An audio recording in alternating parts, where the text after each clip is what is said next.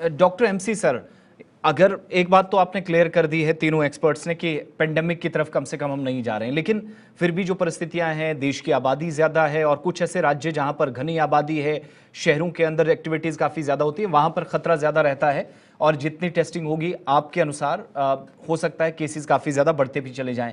ऐसे में जो हमारी क्षमता है, जो हमारी शक्ति है कि हम 2020 में थोड़ी सी परेशानियां थी, हम शायद उस तरीके से चीज़ों को हैंडल नहीं कर पाए थे, शुरुआती दौर में चीज़ें नहीं थी।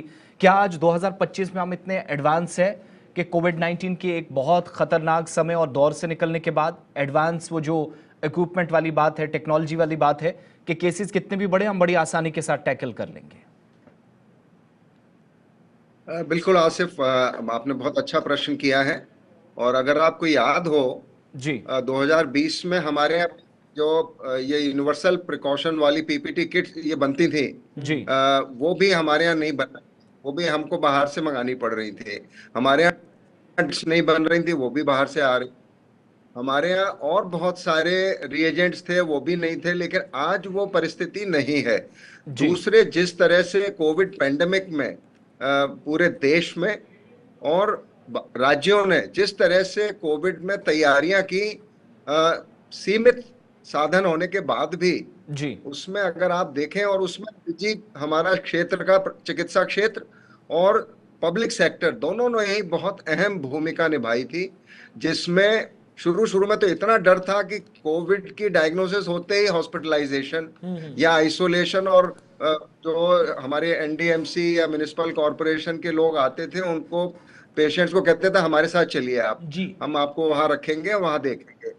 तो इतना उस समय डर भी था, प्रिकॉशन भी था। और चूंकि पेंडेमिक जैसी स्थिति बन गई थी वो 2020 में, पूरी दुनिया में उस समय था और भारत में भी था, और धीरे धीरे वो बढ़ा और फिर समाप्त हो गया।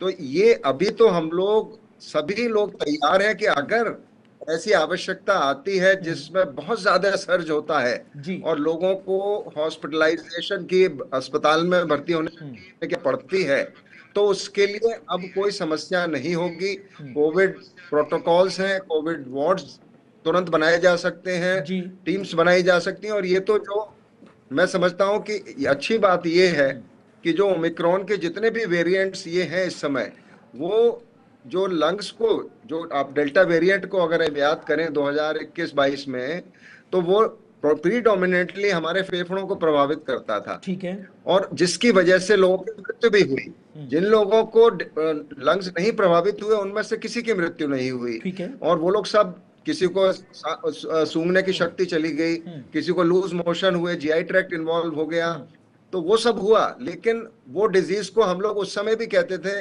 अगर किसी की सूंघने की शक्ति जा रही है और वैसे वो ठीक है, तो बिल्कुल ये ठीक है। माइल्ड कोविड है, और ठीक मृत्यु की संभावना नहीं के बराबर। ठीक।